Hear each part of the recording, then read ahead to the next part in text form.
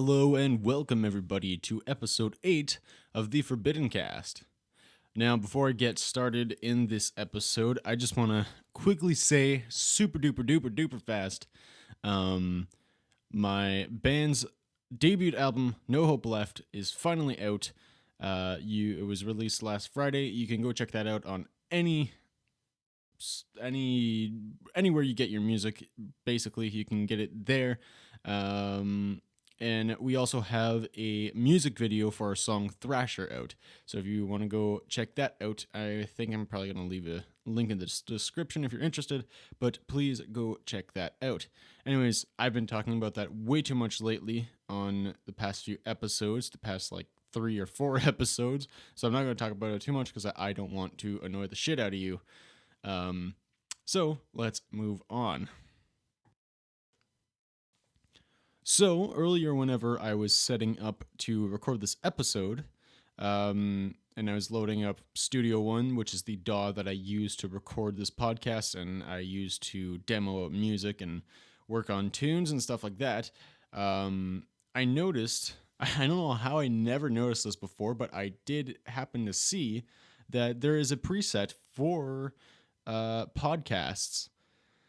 So I clicked on that just to, because typically I just click on the very first preset, which is basically like the super plain Jane, nothing to it, just kind of like bare bones, raw kind of preset.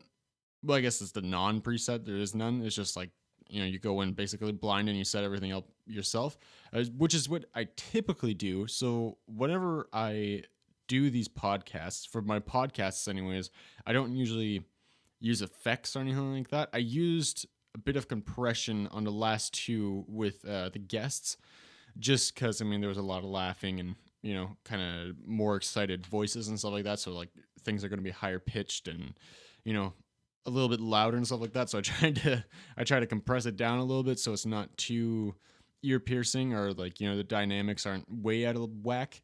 I don't want to be clipping things too much, but yeah, it turns out that this preset for the podcast already has some stuff kind of lined out for that. So I clicked on it just to see if it'll be interesting or if it'll be cool to hear if there is a big difference or not. Because I feel like my podcasts are really quiet. I might be wrong, but yeah, I don't want that to be a thing anymore. So I tried it. We'll try it out for this podcast or whatnot. We'll see how it does, I guess. And if I like it, and if other people seem to like it, then yeah, I'll just continue to use it. And if not, I did tweak it a little bit. I tweaked with the EQ a little bit, so I don't know, might still like sound like shit a little bit. I have no idea. I might work on that after I'm done actually recording the episode. But anyways, I don't know if things sound a little bit different in my voice and whatnot. That is just why. That's the only reason. There's no other reason besides that. Anyways, I hope people liked the past few guest podcast episodes that I had. One with my girlfriend, and then the other one with Mr. Mark Ireland. I had a fun time. I was going to say I had lots of fun, but fun came out of my mouth first. But I did have lots of fun recording those episodes. I feel like they're really fun episodes, especially the one, obviously I like the one with my girlfriend because, the sake of having my girlfriend on is really cool and fun. But with Mark, I felt like it was a really, really good episode. Lots of laughing and lots of fun stories and everything like that. We'd definitely love to have him on again. And hopefully I can get another guest on here for next month. I have a few people in mind, but nothing is settled yet at all. And it's just it kind of sucks because, there's this whole process of having to, schedule something and whatnot. Because, especially now for me, because I have been promoted at work to being overnight support manager. So that means I have a whole new schedule now and everything like that, and I got to figure that out. I've only done a week of it so far. I'm kind of liking it a lot better than being in the days, There was a lot of stuff to do, and all of it's basically new to me.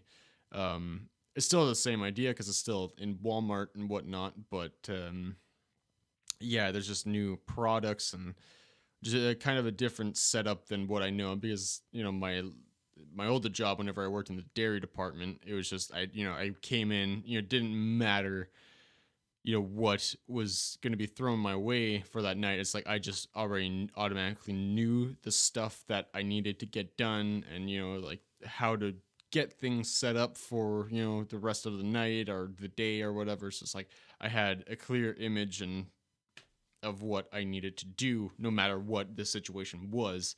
Whereas this, I am basically walking into this blind and brand new, as if I'd never done anything before. Because again, it's all because I'm not just a single department. I'm kind of branching out to all over the store now. Even though that mainly what I do so far is around the same areas. It's just to, as you first walk into the store, everything that, a customer would see is basically what I got to work on and make sure that it looks good, so that whenever the store manager and the other managers come in the morning, it's, not going to, the store doesn't look like shit. But, yeah, it's definitely going to be interesting to see how that goes. I mean, so far I think I'm doing okay. I mean, I'm not doing a whole lot. I'm just kind of, because I am working side by side with my assistant manager. But yeah. So all of that to say is, I am now at work from 11 p.m. to 7 a.m., and then I come home and basically immediately go to bed and wake up around like between 1, 2, and 3 in the afternoon, and then I'm just awake from the day onwards, day through night. um, but yeah, oops, sorry, I just kind of kicked the microphone right now. But yeah, so I hope I still get my typical days off, but yeah, it's just gonna be interesting to try to get a guest on here.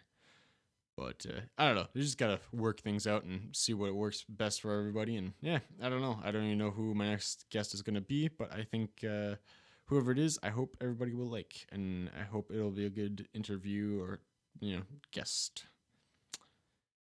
Anyways, what are we at now? Oh my goodness, only 7 minutes in, and I'm already running out of things of things to say.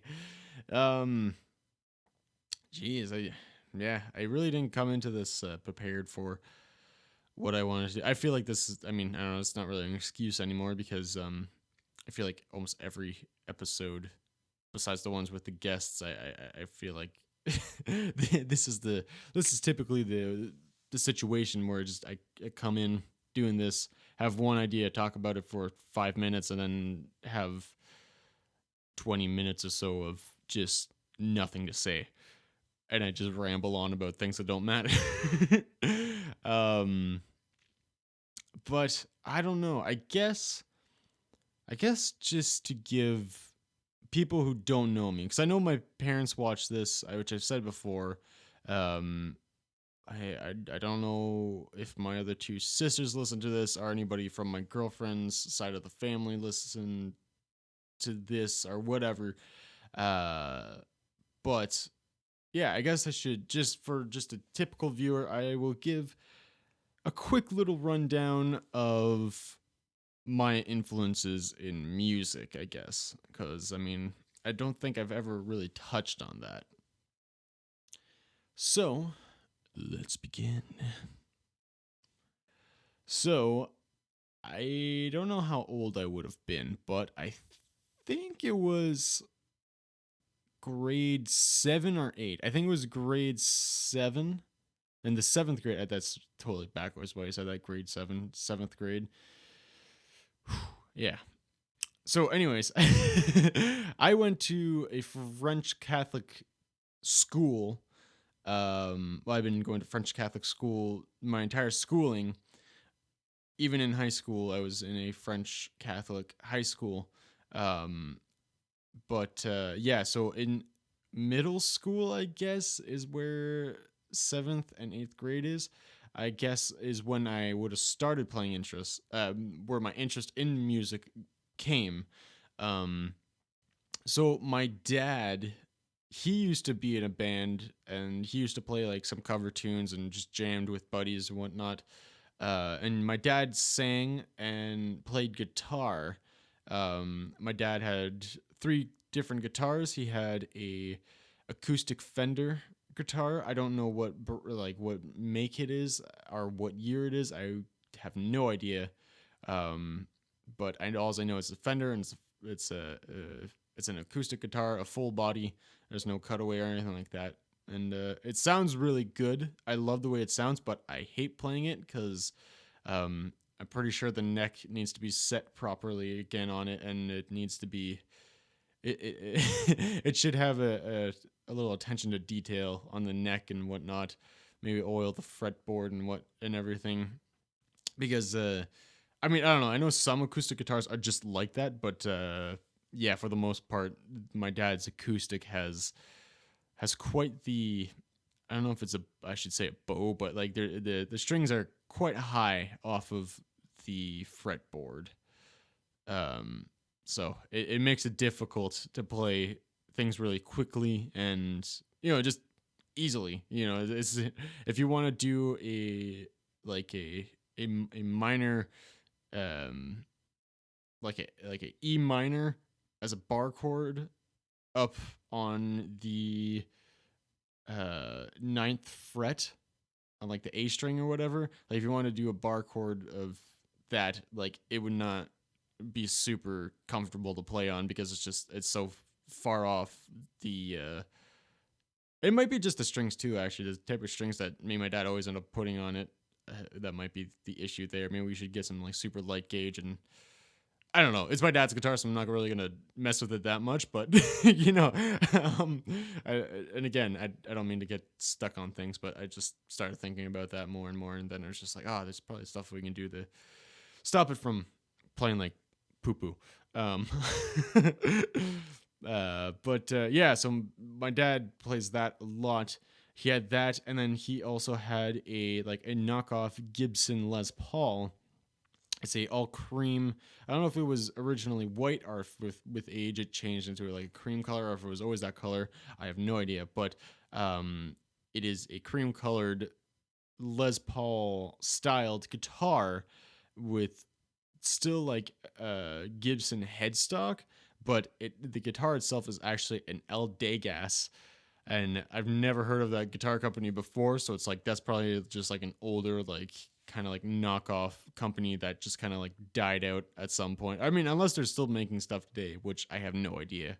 I didn't really do any research on it prior, but yeah. So my dad has that, and that's it's a pretty fun guitar. It's pretty cool. Whatever. It's just a bolt-on Les Paul, Gibson Les Paul copy.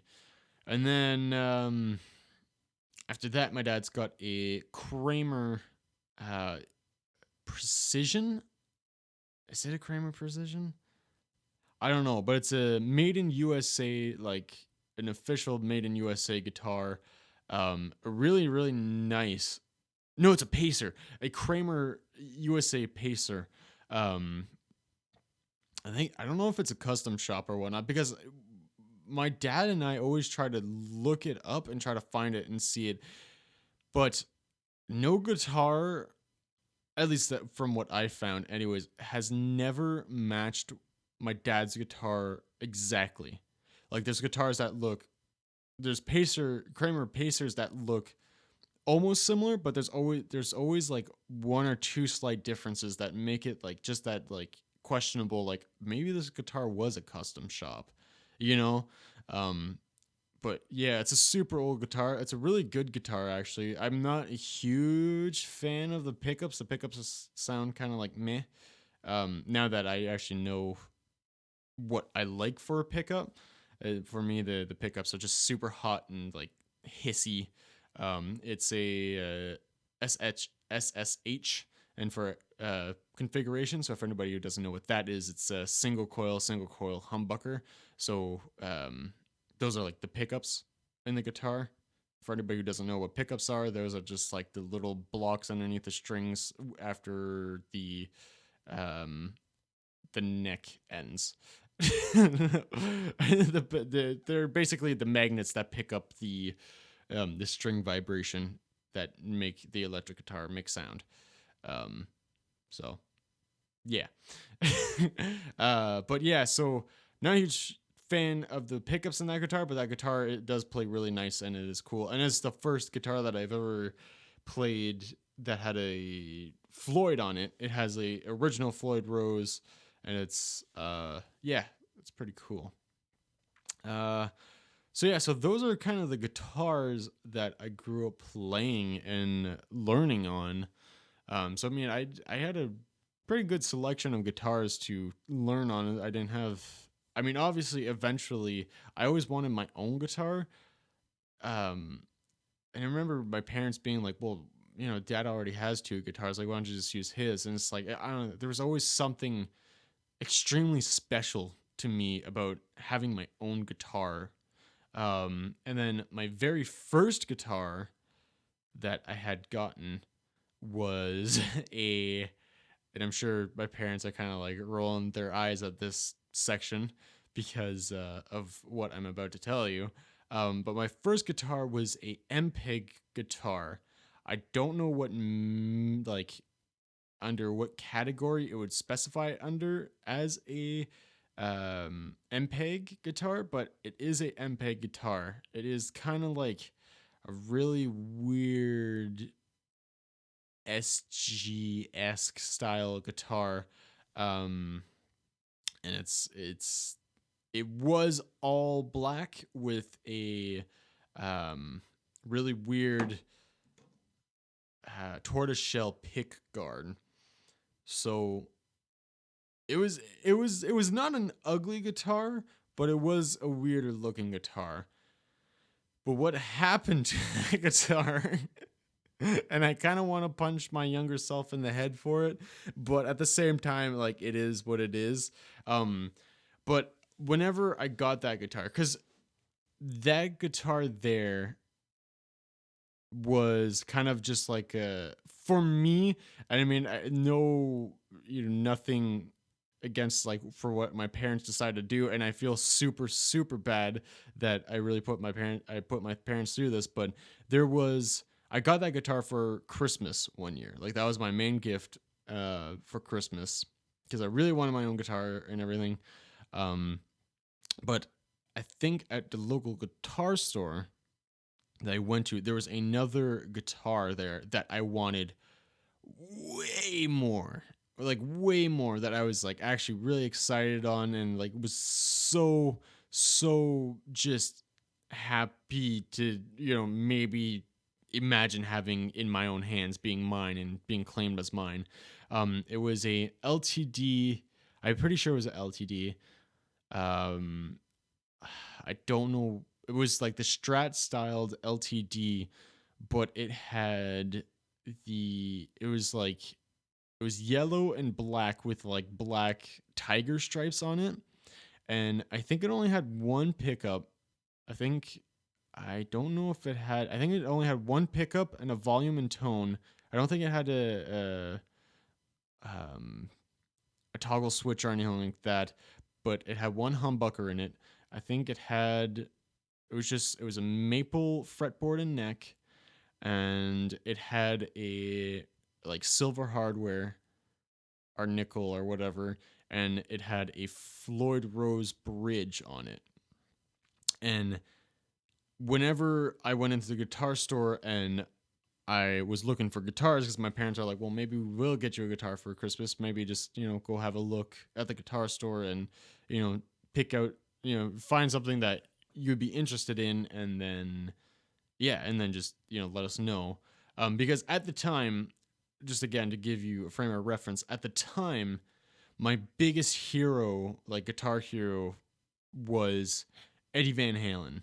And obviously Eddie Van Halen had, his Frankenstein Strat, or Frankenstrat, or whatever people call it. Um, the red, white, and black guitar, which again was only, it was a custom made guitar that Eddie did himself that he just kind of bought like parts for and he just kind of put it together like that. But it was only a single humbucker guitar with a volume and a tone. I don't even think Eddie's tone even worked. It was only just like a volume. And then with a Floyd, and then same thing with the neck, with the not with the neck, but the fretboard. It was just all maple and like that. So it's just like the only difference between was like for me wanting that tiger striped guitar was like this is kind of like my way to have like an Eddie Van Halen guitar esque guitar, anyways. Um, and I was super pumped on the guitar, and I really wanted it, but it was a pretty pricey guitar from what I can remember. I don't know exactly how much. I think it was a little over $600, um, which really like now that I look around my room at all my other guitars isn't honestly that much. Um, but yeah, like I could totally get why it's like, because then if my parents bought me a $600 guitar, then they can't get me absolutely anything else, for Christmas, and then they'd have to up my sister's presents, too, so that like everybody kind of got the same amount spent on each kid, which totally makes sense. So no one felt like left out because it's like, oh well, so and so got this much, and I didn't, whatever. It's just kind of like that. Everything should be fair. Though was understandable from my parents' point of view, where it's like, well, no, I can't really get you that guitar. And I really like that was the guitar that I wanted. Like, there's no other guitar in my mind that I wanted. It was that one. But then whenever I showed my parents, they were kind of like, it's kind of pricey. I don't know if we can get that one. So then my parents were like, well, let's have a look around. And now that I think about it, I think there was a Tony Iommi um, Epiphone in the guitar store. And again, I'm kind of beating myself up because I think that one was a lot less than the LTD guitar, and I wish I would have went with that one because um, I knew that I probably would have liked it as well, because I was really into the SG style guitars as well. I still am. I still own an SG. I really want to own an SG at some point. The new Epiphone Muse SGs look really cool, especially the Wanderlust green one. I really want that one. I've been wanting a green guitar for a really long time now, actually. Um, but I don't know. I'm still waiting on that new Brendan Small guitar, and I mean, I still want to get another bass and whatnot. So I don't know. I just gotta chill out a little bit, and yeah. But yeah, so I think there was that, but I didn't get that, and then I think my dad found the Epiphone. He was like, "Oh, this is kind of like a neat guitar." And then like I think the guy, the guitar store owner, pointed out that it had 24 frets, and how like the frets were kind of like they weren't jumbo frets or medium sized frets. They're just small, super small frets on that guitar. Super plain guitar, just volume, tone, and then a 3-way toggle. But the 3-way toggle is weird because the um the pickup in the guitar was super weird. It was just this big block where it had two like rails on the top of it, and I don't even know what kind of pickup it was. Maybe it was just like an MPEG style pickup, but like I don't know what the sounds were, so it's like I don't know if it was down was like single coil, middle was both single coils, or like a phase, so it's like kind of like a humbucker, and then like up it was like just the top single coil. I don't know, but there's only the one pickup in there. So it's weird. It was a really weird guitar. And I think what sold it for me, that I was just kind of like, okay, well, yeah, I mean, if this is the one that I can potentially get for Christmas, um, I guess this one's cool because it does have the 24 frets, and it is smaller for my stupid little hands and whatnot. So I guess, so it was, again, looking back on it now, like I feel super bad for my parents. It's like it must have been kind of frustrating with what happened to that guitar, which I am getting to. Don't worry. um, but yeah, I wasn't I really wasn't pumped on that guitar as much as I was on that LTD. Which again, it was just like it isn't fair for my parents to have to fork out that money because I'm an idiot. But yeah, so I did eventually end up getting that MPEG guitar, the one with the 24 frets and everything. And for a bit, it was exciting. I was, on Christmas morning. I mean, I'm not gonna lie. As a kid, I was a selfish little brat. So I was kind of like there was a smidge of disappointment that it wasn't, the LTD, but at the same time, it's like, okay, well, it is a guitar, so cool. I do have my own guitar. And plus, I mean, I still have my dad's guitars to play too. So there was all that. Um, but yeah, so I did get it, and I was a little bit disappointed, but at the same time, it's like, whatever. I do still have my own guitar, so it's sweet. And I'm pretty sure my parents even got a like a soft shell case with it too, and a strap and whatnot. So that was cool too. Is that I got all that. Um, but then yeah, then when was that? I don't know if I was still in high school. I think I must have been still in high school. Or I might have been like in ninth grade or something like that. Like just out of middle school, like just going into high school. Um, but yeah. So what happened to that guitar and what I kept mentioning and trying to avoid it because the story is really stupid. Um, that guitar got kind of wrecked. I totally kind of wrecked that guitar up badly. Um, so what I did to it is at the time I was starting to become a really super big fan of Megadeth at the time and starting to get into thrash metal and heavier metal instead of just kind of like Van Halen and Rush and whatever else I was listening to at the time. Basically, whatever my parents were listening to on top of like those two.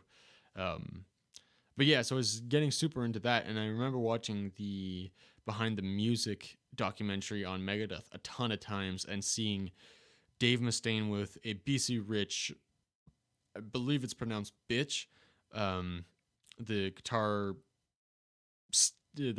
style, the body style of the BC Rich guitar is called a BICH, so a bish, I guess.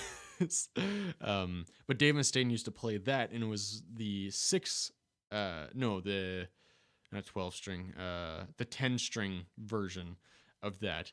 And the guitar's super weird. Like it looks like a really weird kind of like almost fish or something. I don't know how to describe it, but it's really weird. And it's got a ton of controls on it, and it looks really confusing. But again, I was young, and I saw one of my heroes playing it, so it's just like I need to have that guitar. And then looking up how much BC Rich's cost, it was like I'm never ever gonna be able to afford one of these guitars.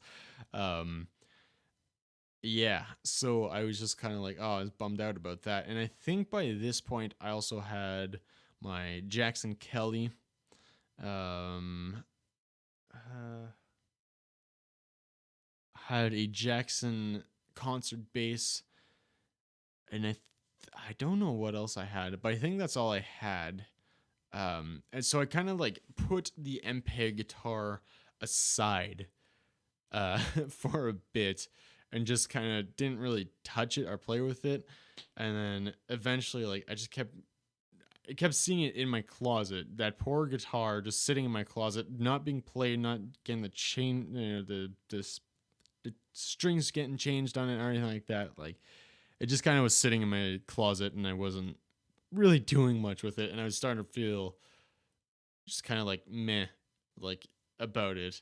Um, but then what I decided to do was I tried to turn that guitar into the BC Rich Bish or Bitch or whatever, how it's supposed to be called, into that style guitar. So what I did was So on the guitar, it had two horns. So the one horn I kind of shortened and I cut deeper into the body so that the 24th fret would be more accessible, and so that it came that kind of like offset horn kind of appearance like you'd see at the top of like a Strat or whatever. And then at the bottom of the guitar, so instead of having like the rounded out bottom of the MPEG guitar kind of look, it was I cut into it so that you can have like the one weird horn, and then it would jut out from that horn, and then kind of just be have this weird sharp kind of I mean I'll put a picture up of what a BC Rich Bish looks like. um so I basically emulated that, is what I was trying to go for. um Even though that MPEG guitar was so not ever going to be that guitar. But yeah, I did that, and then I remember, yeah, just trying to like hide it from my parents until I can, until I was like fully done with it. Because I mean, I didn't really want my parents to see what I did to the guitar because until I was done with it, so I can be like, oh, I did this to the guitar, just so you know. But like, I mean, does it look cool now? Because I mean, I did a super shitty job the first time at cutting it and whatnot. Um, and then it wasn't until like my parents found out, because I remember it being this big thing. I think I was working on the guitar and I took a break and I just kind of like threw it in my closet really quick just to hide it. And then I think my mom noticed that there was like chips of black, so it was the paint off the guitar that chipped off while I was cutting into it with like a little like handsaw hacksaw sort of thing. And I think my mom saw that, and she pulled the guitar out of my closet and threw it on my bed, and she was like, what is that? And I'm just like, what do you mean? My mom was like, what did you do? And it was just, like, it turned into this huge thing, and then she went and got my dad. And yeah, then obviously like my parents were just kind of like, you fucking dummy. Like, why did you do that? And yeah, now looking back at it too, I'm kind of like, yeah, you're kind of dumb kid. Like, why did you do that? Like, get a job if you wanted to be so rich. Like, stop being a lazy garbage boy. But yeah, I did it, and I still own it to this day. I still have it. The poor thing is still kind of sitting in a closet. But I did like do recuts of the cuts. I kind of straightened it out with the handsaw and everything like that, and then I just spent a bunch of time sanding and whatnot. And then my dad and I ordered a pick plate material off of the internet. Off the internet, jeez, off of the internet. We ordered that so that we can remake the pick plate so that it matches the rest of the guitar. So it's just like a 3-ply black, white, black um, pick guard material. So we did that so we can replace the tortoiseshell looking one for the pick plate. And then, yeah, so we did do that. And then I made it kind of like, it was I turned it all black with like the new kind of body style, and then I did a red bevel on the guitar, also all the way around. So like the black guitar is all black, and then on the bevels it's red. And then yeah, and then I just kind of let it sit for a long, long time, so it can dry properly and whatnot. And then yeah, I think I changed the strings on it once after that, and then I didn't really touch it again because I don't know, I was just too pissed off with myself with the fact that I did that. That even once I was done with it and I thought I would have been happy with it, I was just kind of like, man, I fucked up.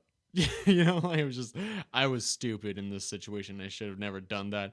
But at the same time, um, that is one thing that did spark in me that I guess is good out of that experience. I mean, it's a shame that I kind of did totally ruin that guitar.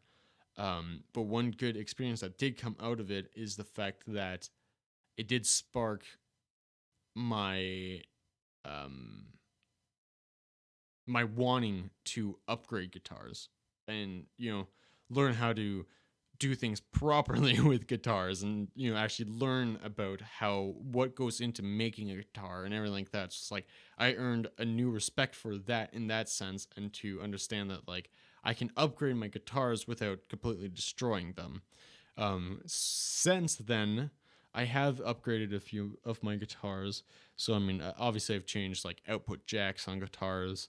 um I put new pickups into guitars. So on my Ibanez RG, I, instead of the shitty stock pickups, I threw in some Seymour Duncan Black Winters, which I didn't solder in properly, so it had like a really weird sound for a long time, and then I finally soldered it to a point where soldered it all together and put the right connections in the right spots where it now sounds properly. And again, that's all just from learning and educating myself on that. So again, didn't have to worry about learning that in school or anything like that. I just watching YouTube videos, reading stuff online, and just figuring it out yourself, just trial and error and stuff, is how I figured that out. And then the most recent thing, I think that's the only other one that I can think of right now. The only other upgrade I've done on guitars is my Jackson Kelly. So anybody who doesn't know what Kelly is, it's a like an explorer shaped guitar. So on that guitar there, I threw in some Epiphone. I think I've already mentioned this on the podcast before, but I threw in some Epiphone Pro Bucker pickups in that guitar, and because those, especially the bridge pickup, that is one of my favorite kind of sounding pickups. They sound super good, just classic kind of rock, but if you really push it with like overdrive and stuff like that, you can get really good metal tones. So I really love the sound of that. So I'm glad with how that turned out. And on top of that, I also again, just like with with my MPEG, I ordered myself a 3-ply white, black, white um, pick plate, pick guard material, and I cut myself out a pick guard for my Jackson Kelly, and I threw that together, and now I mean, again, I never had to do that. It wasn't lacking that, or wasn't, it doesn't. The pickups improve the guitar, but the pick guard is just like an aesthetic kind of thing. Because now, whenever I look over at my guitar, and I'm looking over at it right now, it looks like the kind of Gibson 70s Explorers now. And that was totally the look that I was going for. So it's like I actually accomplished it and didn't make it look like shit. So like, that is one good thing I guess I can say looking back at the whole MPEG and the whole MPEG experience. But yeah, and holy shit, we're already at 38 minutes now. So I guess I rambled on for far too long, and I didn't even really talk about my musical influences. I just kind of talked about my guitars that I grew up on, and then told the MPEG story. But I guess I should probably wrap this thing up then. Yeah, so this week for the music recommendation, this has been a song that I've been wanting to recommend for a very long time. I just keep getting distracted by other amazing music because there's just too much to go around. But today's song that I really, really, really hope that people will go check out after this or whenever you get the chance is Tupperware Remix Party's new song, I should say, anyways, Black Swan. It was released off of their 2020 album Over the Top, and it features Dan Avidan from Ninja Sex Party and tons of other stuff. You can also hear Dan Avidan on tons of other Tupperware Remix Parties albums, and on top of that, you can hear Ninja Sex Party's cover albums for frame reference. I know my parents know Dan, especially his voice from his cover albums because I've played his stuff a lot. So it's kind of funny. My parents, like, every time they hear his voice, they're just like, I know this voice. Who is this? And then I just say, oh, it's a Ninja Sex Party guy. And they're like, oh, okay, yeah. But yeah, no, if it's kind of a longer song. The song is about 7 minutes long, like pushing 7 minutes at least. But yeah, if you got 7 minutes out of your day to go enjoy a awesome kind of rock opera um, jam, go check out Black Swan featuring Dan Avidan by Twerp, or Tupperware Remix Party, or TWRP, however you want to pronounce it. I really highly recommend to check it out because it is just a really good song, and the musicianship is really good, and Dan's vocals sound amazing, and it's a really, I love moody songs, like songs that like sound happy, but there's an overall kind of darkness to it. Just that kind of overall sadness and just kind of depressing kind of vibe to it, even though it is kind of like upbeat, but it still kind of drags you down. I don't know. There's something about it that just makes me feel good whenever I listen to songs like that, and this is definitely one of those songs. So, anyways, I am gonna say goodbye now because it is 40 minutes and I've been talking to myself for too long and I sound insane. So thank you so much, everybody, for watching, especially if you made it this far. Please go check out that song, and please subscribe and like and all that junk. And if you're interested, go check out my band's album, Forbidden Messiah, No Hope Left, out now. Also go check out the video for Thrasher. It took me fucking forever to get that done. And apologies for swearing, mom and dad, but yeah, it took me way too long, and I wanted to pull my hair out by the end of it. Anyways, I am talking way too fast, and I really want to get this done, so goodbye!